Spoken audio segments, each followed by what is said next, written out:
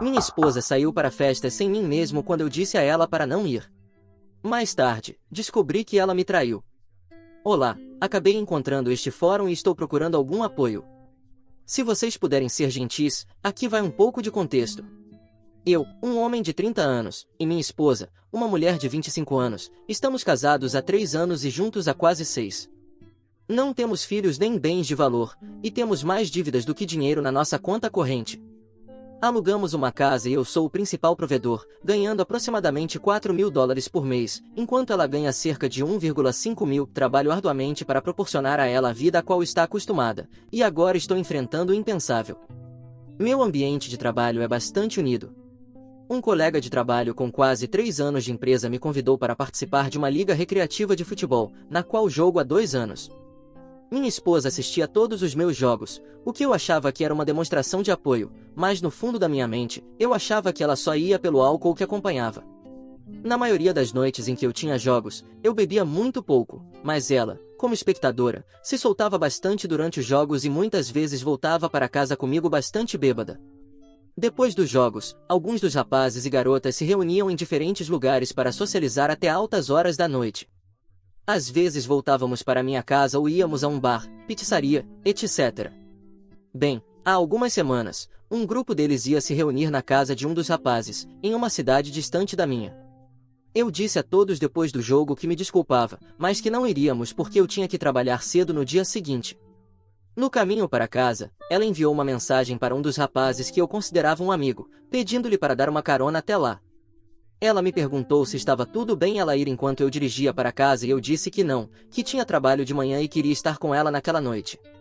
Ela me deu o tratamento do silêncio, típico de um alcoólatra irritado, e ao chegar em casa, um carro parou em frente à casa. Era meu amigo. Ela havia tomado a decisão de ir a essa festa, e eu estava furioso. Fui até o carro do meu amigo e disse a ele que não estava de acordo com isso e para ele ir embora, mas então minha esposa saiu do meu carro e entrou no dele. Eles foram embora e, na minha raiva, conectei o iPad que eu havia comprado para ela anos atrás. Era velho, mas sabia que estava conectado às suas contas de mensagens e redes sociais. Vi exatamente onde ela estava e tentei ficar acordado até que finalmente adormeci naquela noite por volta das 3 horas da manhã e ela ainda não havia chegado em casa. Quando acordei na manhã seguinte, ela estava na nossa cama. Não sabia quando ela havia chegado em casa. Levantei-me, preparei-me para o trabalho e saí naquela manhã sem acordá-la ou beijá-la de despedida, a primeira e única vez que isso aconteceu. Queria que ela soubesse que eu estava furioso. Antes de sair para o trabalho, peguei o iPad e coloquei na minha pasta. Cheguei ao trabalho naquele dia e, depois de uma reunião e algumas ligações, tirei o iPad e vi que ele se acendeu com uma notificação de um aplicativo de mensagens. Banner está digitando. Abri o aplicativo e vi uma troca horrível de mensagens que deveriam se autodestruir, mas essa versão do aplicativo devia estar desatualizada, pois pude presenciar em tempo real a conversa deles relembrando a noite anterior, onde Bunny fazia referências a terem feito amor e outros caras que se divertiram na noite passada. Quase perdi o controle, mas então piorou. Vi minha esposa pedindo a Bunny para enviar-lhe um vídeo dele se masturbando, o que ele prontamente fez e que, infelizmente, eu presenciei. Corri para fora do meu escritório e fui ao banheiro vomitar profusamente. Estava tremendo pelo que acabará de presenciar e consegui permissão para sair do trabalho naquele dia. Depois de várias horas tentando me acalmar, temia realmente que fosse machucar alguém ou a mim mesmo. Dirigi para casa e a encontrei ainda dormindo na cama. Deixei minhas coisas e pedi para ela descer. Sentei-me à sua frente e pedi que me contasse em detalhes tudo o que aconteceu na noite anterior, o que ela fez, mas omitiu qualquer situação sexual, mencionando apenas beber, jogar sinuca e conversar, isso foi tudo. Então perguntei quando ela havia falado com Bunny pela última vez. Ela disse que tinha trocado algumas mensagens com ele naquela manhã, mas nada em particular. Então soltei a bomba, sua história mudaria se soubesse que eu vi toda a conversa que teve com ele esta manhã. Ela desabou em lágrimas e a primeira coisa que saiu da sua boca foi: "Você vai me deixar?" Ela confessou e me disse que realmente não se lembrava claramente, mas que tinha feito sexo com Bunny e outro companheiro de equipe na noite anterior, e isso é tudo que ela podia lembrar. Poderia ter sido com mais caras, mas ela não se lembrava. Eu estava enojado. Perguntei se era a primeira vez, e surpreendentemente, ela me disse que houve outras vezes, até uma vez na minha casa enquanto eu dormia no andar de cima. Aquilo foi tudo. Eu estava tão entorpecido com tudo. A ajudei a fazer as malas e ela saiu para ficar com a família, suplicando-me para não contar a ninguém. Eu estava sozinho na minha história de terror e agora estou há 2 semanas do dia D sem saber o que fazer. Realmente espero não ganhar o prêmio de pior dia D, mas é difícil pensar em algo pior do que pegar sua esposa em um cenário de gangbang com caras que você acolheu em sua vida e descobrir que isso estava acontecendo há meses com pelo menos um dos caras. Agora ela quer culpar tudo no álcool e jura que vai começar a frequentar o AA e quer agora passar por terapia de casal. Quer que saíamos juntos dessa. Acho que é um pouco tarde demais, mas sou um idiota e sinto toda a gama de emoções de pena, incluindo culpa. Não sei porquê. Tenho uma reunião com um advogado amanhã. Gosto de pensar que estou tomando a decisão certa, não importa o quanto ela esteja destruída por ser uma alcoólatra e realmente querer resolver isso. Não consigo nem falar com ela sem imaginá-la sendo o recheio de um sanduíche de idiotas. Não posso confiar nela. Estou enojado com suas ações repetidas. Eu mereço algo muito melhor do que isso, e não sou perfeito, mas por que diabos me sinto tão culpado? Não há como reconciliar isso, certo? Eu não sou o vilão, sou? Qualquer apoio ou palavras de sabedoria seriam muito apreciados. Sinto-me como um idiota ao escrever tudo isso e ver tão claramente, mas não é fácil deixar de se importar com a pessoa que te pegou completamente de surpresa. Por favor, sejam gentis comigo. Atualização 1. Realmente aprecio todos os conselhos, preocupação e positividade que todos me enviaram. Percebi que já faz quase um mês desde que postei sobre minha experiência e muitas pessoas gentilmente se aproximaram para saber como estou. Infelizmente, essa situação passou de horrível para incrivelmente maligna. Não há uma palavra que eu possa pensar que faça justiça. Peço desculpas de antemão pelo que sei que será uma longa atualização, mas é a única maneira de obter uma imagem completa de quão verdadeiramente destruído me sinto. Dias após a postagem inicial, segui os conselhos de vocês e marquei algumas consultas com advogados e uma com uma senhora de preparação de documentos legais para manter minhas opções abertas.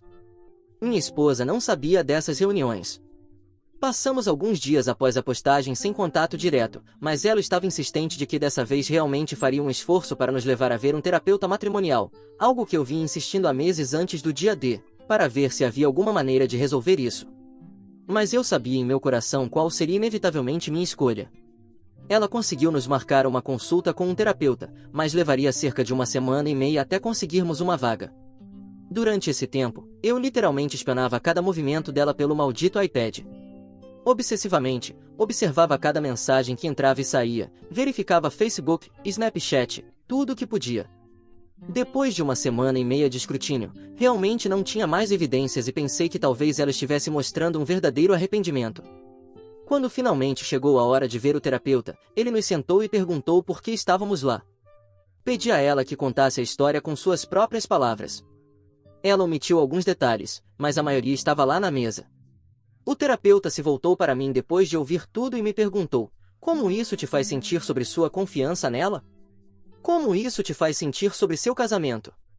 Simplesmente balancei a cabeça em descrença, em choque, e em vez de responder a sua pergunta, disse: se eu não disser em voz alta agora, temo que nunca o farei. Não há volta para mim. Este casamento está quebrado. As promessas foram quebradas, minha confiança está destruída, e acho que a única coisa que resta fazer é nos divorciarmos. Meu estômago revirou e ela explodiu em lágrimas histéricas. Continuei: não sei o que pode ser salvo desta relação, mas o casamento acabou. Eu falei sério quando disse meus votos no altar e não estou sendo fiel a mim mesmo se não reconhecer que isso está quebrado e irreparável. Naquele momento, senti uma ligeira sensação de alívio por ter dito isso em voz alta, na frente dela e de uma parte neutra, que estava acabado. O restante da consulta com o terapeuta foi gasto explicando a ela por que meus sentimentos e minha decisão eram completamente racionais, dadas as circunstâncias, e acalmando-a. Na minha opinião, não poderia ter ido melhor. Ele insistiu em nos ver, não como um casal, mas separadamente, para ver se poderia nos ajudar como indivíduos primeiro e talvez, no futuro, talvez anos depois, nos reunir para discutir uma possível reconciliação. Vou dizer agora para que não se preocupem, neste ponto, não tenho a menor intenção de considerar uma reconciliação, mas pelo menos, por enquanto, a terapia individual pode realmente me fazer bem. Antes de continuar, sabia que neste ponto estava prestes a embarcar em uma jornada legal que, se não fosse amigável, poderia ser terrivelmente feia e financeiramente devastadora para mim, o principal provedor em um estado sem culpa. Eu escrevi todo este processo legal, mas estou omitindo detalhes até que as coisas estejam seguras. Muito arriscado para postar online no momento. O ponto principal do processo legal é que eu preciso manter as coisas amigáveis por enquanto. Avancemos cerca de 1,5 semanas. Até agora, ambos tivemos pelo menos uma sessão de terapia individual e sua narrativa para toda a família é que estamos terminando o casamento por quebra de votos, mas ambos estamos tentando nos curar por enquanto. Ela ainda está ficando com a família dela e eu continuo minha obsessão em buscar qualquer sinal digital de que ela estava continuando seus hábitos nojentos. Como muitos de vocês sugeriram que ela faria, não estou dizendo que foi culpa de vocês, eu teria buscado de qualquer maneira. Não foi até uma noite na semana passada que percebi que havia um lugar que não tinha verificado, a App Store.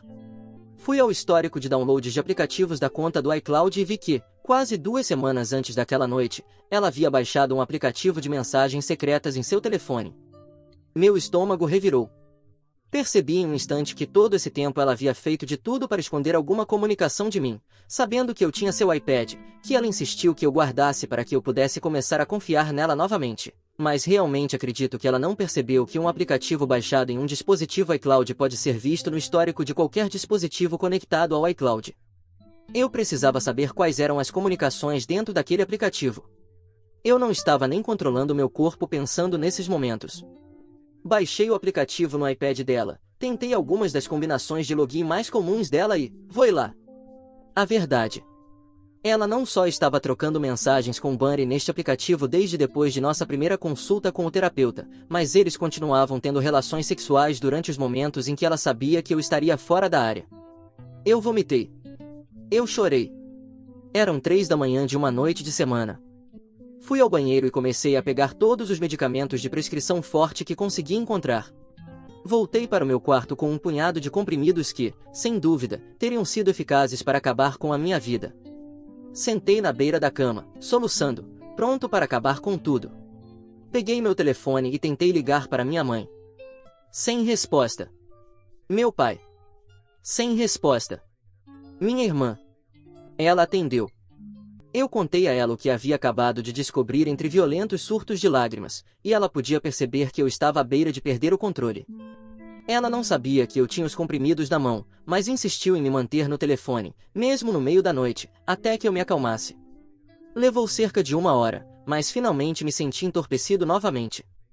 Depois de desligar o telefone, voltei ao banheiro e coloquei os comprimidos de volta em um dos frascos. Lavei as mãos e voltei para a cama para tentar dormir pelo menos algumas horas, o que não aconteceu. Conforme as horas passavam, percebi que precisava ir trabalhar. Não podia suportar estar naquela casa ou naquele momento por mais tempo. Enquanto me vestia, joguei o frasco de comprimidos na minha pasta junto com o iPad, ambos os quais, ao chegar ao meu escritório, entreguei ao meu colega de trabalho mais confiável e pedi que ele os trancasse em sua mesa e não os devolvesse para mim, não importa o que acontecesse, sem perguntas. Ele concordou e me deu uma palmadinha compreensiva no ombro enquanto eu me afastava. Então, eu consegui. Consegui o que estava procurando, o que havia procurado. Provas indiscutíveis de que minha esposa não era apenas uma traidora, mas também uma mentirosa de sangue frio. Lutei durante dias tentando decidir o que fazer com a informação que havia descoberto. Por um lado, queria tanto confrontá-la na frente de todos os membros possíveis de sua família, amigos ou conhecidos e deixar todo mundo saber o que ela realmente era, o que ela havia feito e continuava fazendo. Mas não podia. Já tinha o processo em andamento para acabar com o casamento, mas ainda havia uma janela de tempo em que ela poderia optar por ser desagradável e custosa. Conforme os dias passavam e mais mensagens, chamadas e tentativas de comunicação comigo ficavam sem resposta, ela finalmente fez todo o possível para passar e ver como eu estava. Eu quase perdi o controle durante o encontro. Deliberadamente fui muito vago e aparentemente indiferente para ela. Não sabia exatamente o que fazer. Não foi até que ela perdeu a paciência e começou a gritar comigo por estar agindo de forma estranha que eu lhe dei uma chance e perguntei diretamente: "Você teve algum contato com Bunny desde aquela noite?" A resposta dela foi: "Não, eu o bloqueei em tudo." Perguntei novamente: "Você tem certeza disso?" Ela proclamou com veemência que não, que ele era nojento e que nunca faria isso comigo. Nunca poderia fazer isso comigo. Então soltei a bomba. E sobre este aplicativo? E sobre este vídeo que eu gravei no meu telefone daquele aplicativo, mostrando as conversas que vocês dois tiveram o tempo todo, as fotos que enviaram um ao outro, os planos que fizeram para se encontrarem às escondidas com base no meu horário diário? Ela desabou no chão, chorando, suplicando. Por quê? Não sei. Mantive meu tom indiferente.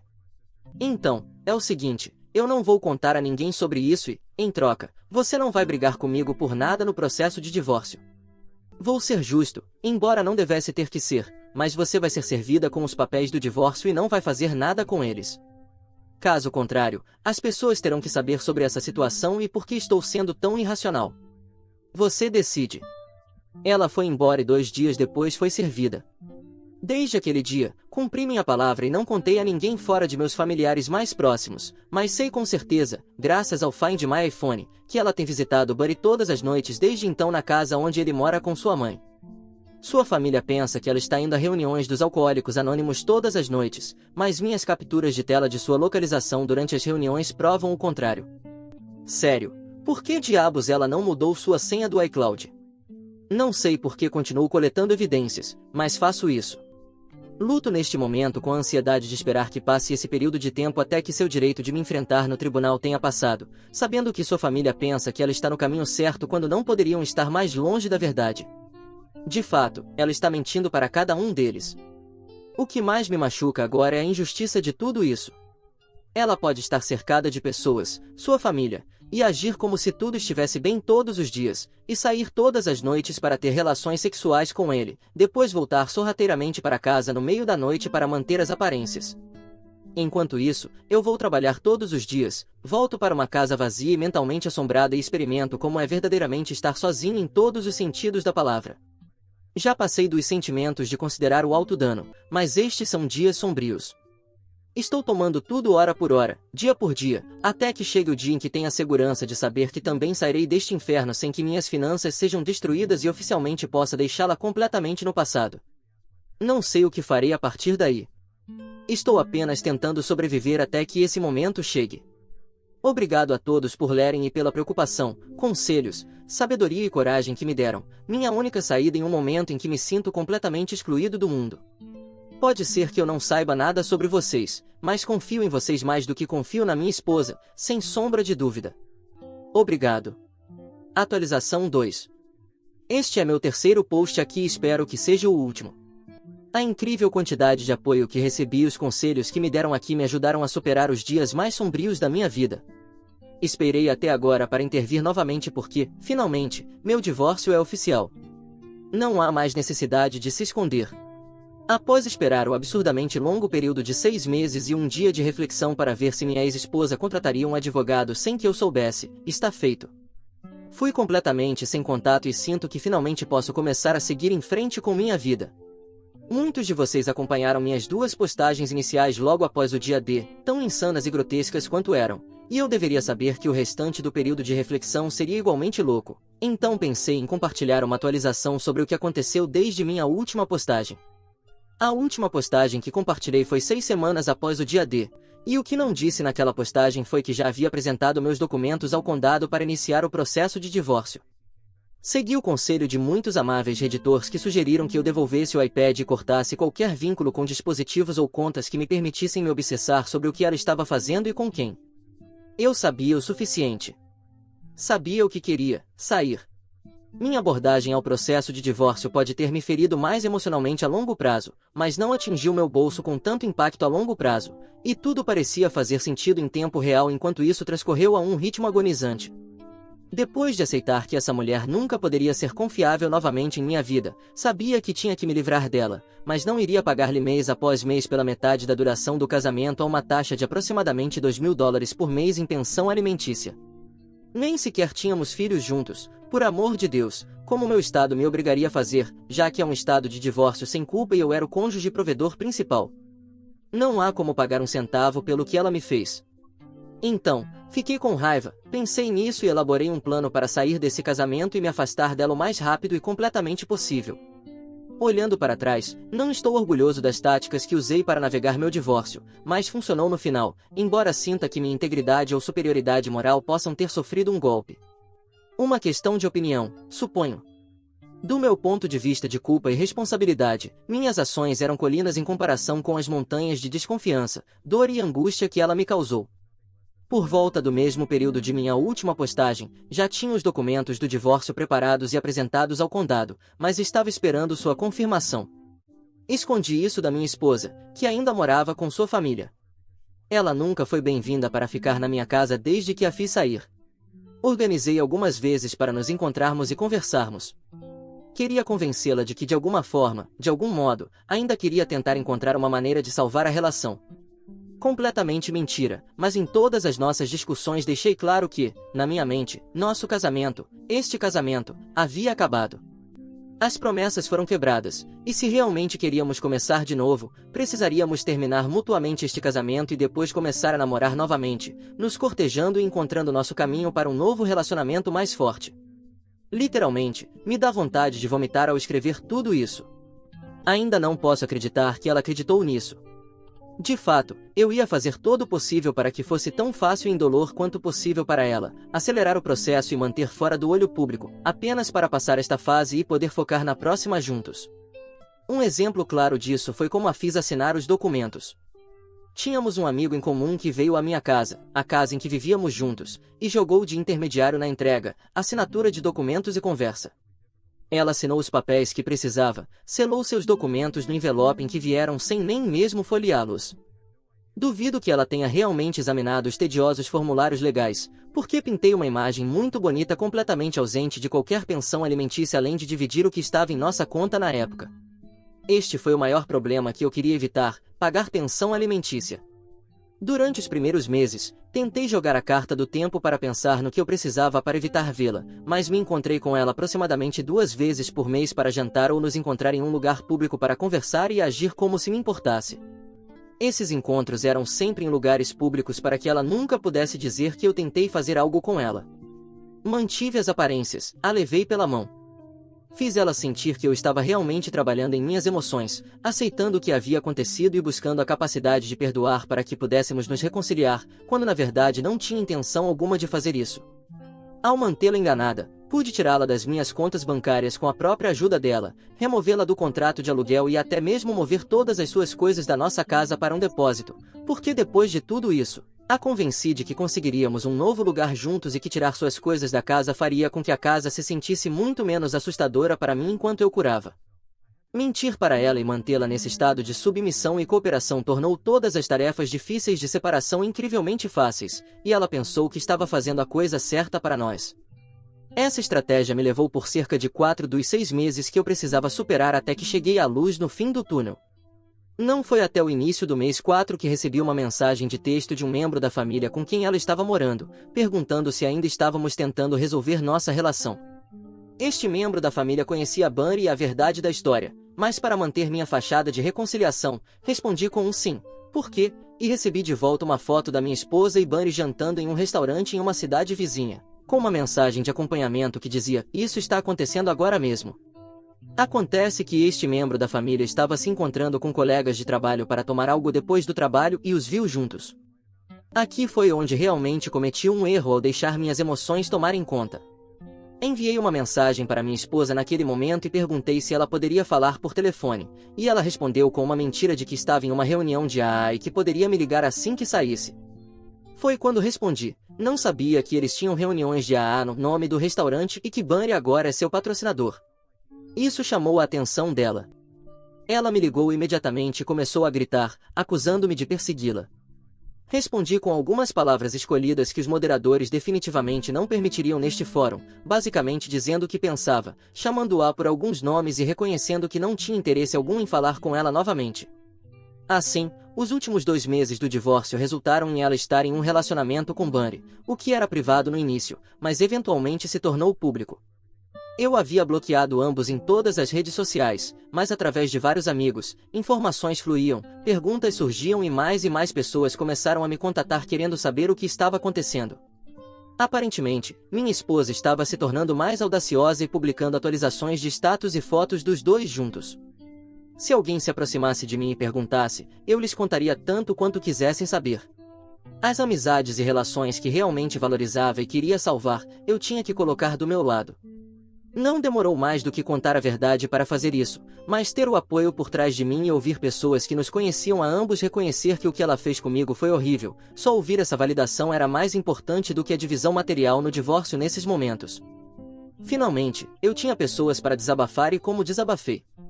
Quase todos com quem falei sobre o que aconteceu haviam se comunicado com ela primeiro de alguma forma para descobrir quem era aquele cara com quem ela estava postando todas aquelas fotos.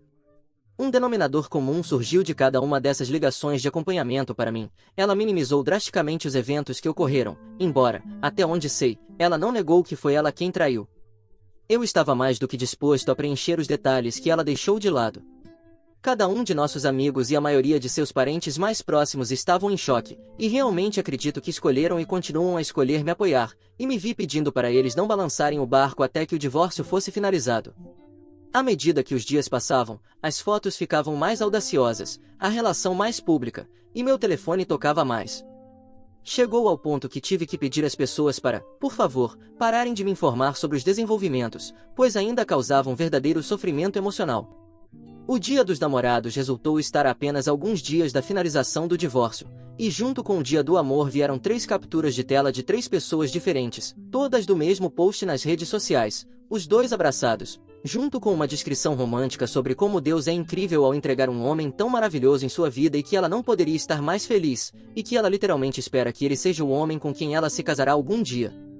Quando uma porta se fecha, Deus abre uma janela. Eu ri com as reações confusas dos parentes estendidos e amigos distantes perguntando quem era aquele homem, até mesmo alguns com rostos de emoji surpresos. Gostaria de dizer que não me incomoda vê-los juntos, mas sim, me incomoda. No fundo, ainda sinto uma profunda sensação de perda, mas agora também sinto um absoluto nojo e arrependimento por quão ridículo, grotesco e sem coração essa mulher é, e sinto uma doença dentro de mim por não ter conseguido ver esse monstro bem na minha frente durante tantos anos. Sem mencionar o quão desprezível Bunny é, realmente não tenho respeito nem energia para me preocupar com ele. Ele certamente receberá seu karma por ficar com ela, minha ex-esposa, alguém que realmente sinto que não conheço mais e está tornando mais fácil para mim seguir em frente. Finalmente chegou o dia na semana passada em que a data designada pelo tribunal para a dissolução do nosso casamento chegou. Não fui servido com nenhum papel e sua oportunidade de me enfrentar por qualquer coisa havia passado. Não tivemos que dividir os fundos da minha conta de aposentadoria, não houve pensão alimentícia, nenhuma dívida adicional no meu nome, nenhum advogado, nenhum tribunal, nem ter que lidar com essa pessoa nunca mais. Ao final daquele dia, bloqueei o número dela no meu celular. No dia seguinte, 7 dos meus amigos mais próximos, 6 dos quais eram amigos de ambos, fizeram uma festa de divórcio para mim, a qual postaram no Snapchat durante toda a noite. Foi realmente uma celebração digna de ser documentada e ganhou a cada um deles um bloqueio completo nas redes sociais pela minha ex-esposa e algumas mensagens desagradáveis para alguns deles.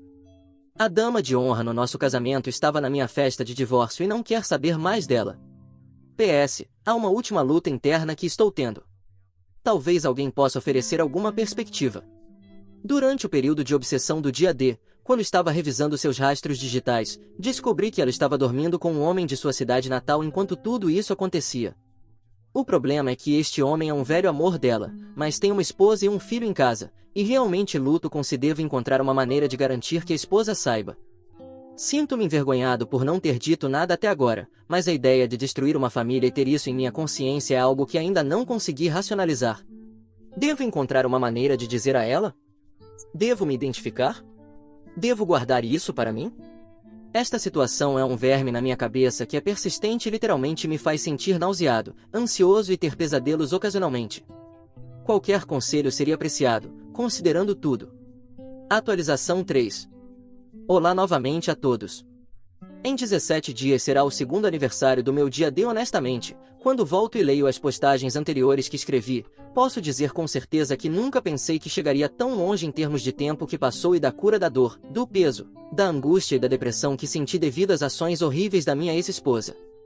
Recebi mensagens de muitos de vocês, pessoas gentis, perguntando por uma atualização e tudo o que posso dizer é que tenham cuidado com o que pedem.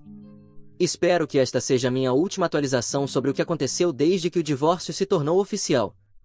Caso estejam se juntando à conversa neste ponto, aqui está um pouco de leitura leve que os colocará a par da situação. Se gostam de ser surpreendidos, espantados, chocados ou deixados dizendo inacreditável, leiam as postagens anteriores antes de continuar. Obviamente, já passou bastante tempo desde minha última atualização, mas ocorreram alguns eventos importantes que realmente mostram quão desprezível um ser humano pode ser. Depois que o divórcio foi finalizado em fevereiro de 2019, fiz o meu melhor para manter o contato zero, mas isso é mais fácil dizer do que fazer nos dias de hoje. Não falei com ela nem nada do tipo, mas de vez em quando, podia ver uma postagem de um parente distante dela que ainda não havia bloqueado, ou um amigo mencionava involuntariamente algo que havia visto no Snapchat de um amigo em comum, coisas assim. Todos os meus verdadeiros amigos tentaram o melhor que puderam para manter essas atualizações para si mesmos, mas algumas notícias eram grandes demais para não compartilhar. A primeira bomba veio em maio de 2019, quando um dos meus melhores amigos me ligou para dizer que minha ex-esposa estava se casando novamente com um cara do Tennessee. O quê? Sim, era verdade. O marido do meu amigo ainda não havia bloqueado minha ex-esposa no Facebook e conseguiu tirar capturas de tela dos eventos que ocorreram antes da grande notícia. Lembrem-se de que tudo isso aconteceu entre março de 2019 e julho de 2019. Aparentemente, Bunny e ela não duraram muito depois que o divórcio foi finalizado. Não sei os detalhes sobre isso nem como terminou. Gostaria de saber, mas não é surpreendente no mínimo. A partir de abril, uma série de atualizações de status no Facebook insinuavam que tudo acontecia por uma razão e deixavam entrever que ela estava se apaixonando por alguém. Pobre alma. Então, aparentemente do nada, em julho, uma simples foto e uma legenda postadas no seu mural. A foto era dela e de um cara desconhecido para todos nós, de pé em um tribunal, de mãos dadas, com anéis nos dedos, segurando o que deve ter sido um certificado de casamento. Geoetiquetado na Califórnia, atualizado orgulhosamente com seu novo sobrenome com uma legenda que dizia algo como animada para começar o resto da minha vida com um homem tão incrível, me sentindo tão abençoada. Atenção Tennessee, aqui vamos nós! Pausa dramática, estupefata. Sei que toda esta história, desde minha primeira postagem, pode parecer inacreditável, mas não posso oferecer outra prova além de dizer que estou escrevendo a verdade de Deus. Estas próximas linhas podem perder alguns de vocês, mas espero que se vocês leram até aqui, confiem em mim. Senti que precisava avisar antes de continuar. Simplesmente não pude suportar a intensa curiosidade da situação. Entrei em contato com um dos primos por afinidade da minha ex-esposa, com quem me dava bem, para obter o restante da história. Ele concordou. Seu novo marido era alguém que ela conheceu online e com quem vinha falando há alguns meses por telefone, mensagens de texto, etc. Aparentemente, ambos se apaixonaram perdidamente e rapidamente, e ele a pediu em casamento em uma chamada telefônica. Ela disse que sim e simplesmente não podiam esperar. No intervalo de uma semana após o pedido e uma tentativa séria dela de informar sua família e convidá-los para assistir ao casamento, que ocorreu em uma cidade muito distante, cerca de 2 horas da nossa cidade natal, por algum motivo que não sei, ele voou para a Califórnia e o casamento aconteceu em um sábado. Esse dia também resultou ser a primeira vez que se encontraram cara a cara, mas agora eram marido e mulher. O toque final, segundo o primo, é que nenhuma pessoa da sua família compareceu ao casamento no tribunal, seja por falta de tempo para planejar ou falta de respeito para assistir. Eles se casaram sem cerimônia, algo que tenho certeza que a incomodou muito. Aquele domingo foi dedicado a empacotar um caminhão de mudança com todas as suas coisas e eles seguiram rumo ao leste, para o Tennessee, na segunda-feira. Não podia acreditar. Já ouvi o suficiente de várias pessoas para saber que a história e a linha do tempo são verdadeiras, mas naquele momento era simplesmente inacreditável. Pobre homem. Se ao menos ele soubesse. Tenho certeza de que se ele soubesse, teria tido a sensatez de não se casar na Califórnia, um estado sem culpa, onde ele poderia se encontrar na mesma situação que eu enfrentava com ela. Mas espero que ele simplesmente não estivesse informado, em vez de ser tão estúpido. Por enquanto, fiz todo o possível para tirá-los da minha mente, mas encontrei consolo em saber que eles estavam se mudando muito, muito longe, onde sabia que não teria nenhuma chance de encontrá-la nunca mais. O verão veio e foi em 2019, mas no meio do outono, outra bomba. Enquanto navegava no Instagram, um vídeo apareceu na minha tela da minha ex-esposa segurando um prato na frente do pai dela, ele cobrindo os olhos com as mãos. Antes que eu pudesse perceber o que estava vendo, vi que no prato havia um único biscoito coberto com glacê azul. A voz da minha ex-esposa surgiu contando 3, 2, 1. É um menino, enquanto seu pai destampava os olhos. Era um maldito vídeo de revelação de gênero. Por que estou vendo isso? A mãe dela acabará de criar uma conta no Instagram completamente pública e postou esse vídeo da emoção do marido dela. Aparentemente, o algoritmo do Instagram pensou que eu gostaria de ver este vídeo de alguém que talvez conheça. Perdi o controle. Esses foram realmente dias ruins e noites sem dormir. A segunda sensação que tive foi uma mistura de nojo, dor, frustração e até um pouco de ciúme. Um dos meus grandes sonhos na vida é me tornar pai. Se tudo isso não tivesse acontecido, na nossa linha do tempo anterior, muito bem poderia ter sido o momento em que teríamos tido um filho juntos. Poderia ter sido meu filho. Eu poderia estar me tornando pai. Tenho 32 anos agora. Pensei que já seria pai nesta altura, muito menos sem sequer estar no caminho para ter um relacionamento, e muito menos um filho. Sou um homem maduro e percebo que tenho tempo pela frente para alcançar esse sonho com alguém que amo e com quem sou feliz, mas não posso deixar de me comparar onde estou na vida com onde pensei que estaria agora. Tudo o que posso dizer com certeza é que, nesta situação em particular, prefiro estar na minha posição do que na do futuro pai. Imagino que, neste momento, o bebê provavelmente já tenha nascido. Tive a boa sorte e a boa companhia daqueles ao meu redor para não saber de uma maneira ou de outra. Sei que esta é a posição preferível, não saber, em comparação com a alternativa, mas não posso deixar de me perguntar de vez em quando. A boa notícia é que, quando realmente penso sobre isso, há mais e mais dias agora em que não penso nela de forma alguma em comparação com quando penso, e considero isso um progresso. Ainda há dias ruins, que se tornam exponencialmente piores devido às ordens de ficar em casa, criando dias incrivelmente deprimentes. Tenho a sorte de trabalhar como contratante independente, capaz de trabalhar de casa no meu computador, mas esses são dias muito solitários. Faço um esforço para sair e caminhar, mas sinto falta da academia. Tenho ido para casa visitar meus pais tanto quanto posso apenas para ter companhia que não seja falar com alguém em um seminário na web ou pelo telefone. Sei que esta situação em que todos nos encontramos afeta todas as nossas vidas, não é algo que estou passando sozinho. Quando começo a me sentir sem esperança, penso nos primeiros dias após meu dia D e em como pensei que nunca superaria isso, no entanto, eu consegui. E superarei este momento difícil também. Um dia de cada vez, um momento após o outro, se necessário, mas o tempo avança, não importa o quão devagar pareça estar se movendo. Obrigado a todos por lerem minha atualização e por se atualizarem sobre o que aconteceu. Gostaria de encerrar oferecendo minha mais sincera gratidão àqueles de vocês que comentaram, me enviaram mensagens e me incentivaram durante todo este evento de vida. Posso dizer sem sombra de dúvida que foi a força desta comunidade que me salvou, me incentivou e me deu outra chance de viver uma vida feliz depois de evitar uma existência sombria. Obrigado. Aqui está para mais 2 anos de sobrevivência e prosperidade. Atualização 4. Já se passaram 3 anos desde o dia D e mais de 1 ano desde minha última postagem. Este último ano foi o primeiro em que finalmente pude me concentrar em mim mesmo. Não tenho uma atualização sobre minha ex-esposa ou sua situação, pois cortei completamente o contato com toda a sua família em todas as formas de comunicação. Até mesmo tive que silenciar, bloquear amigos em comum onde informações indesejadas poderiam escorregar. Sabia pelas minhas experiências passadas que manter qualquer coisa relacionada a ela ou sua família fora do meu feed me daria a melhor chance de focar na minha vida, avançar e não deixar minha mente se perder no passado. Honestamente, cortar o contato com sua família foi extremamente difícil porque eles eram minha família até que ela escolheu fazer o que fez. Amava alguns deles como se fossem parentes de sangue e aceitar a perda dessas relações foi duro e injusto, mas em última instância necessário. Sei que essa estratégia está funcionando para mim e me beneficiando porque, à medida que o tempo passa, há muito mais dias em que não penso nela de forma alguma em comparação com quando penso. Mesmo se penso nela agora, é mais um graças a Deus escapei da tempestade de merda do que qualquer coisa relacionada a tristeza ou dor.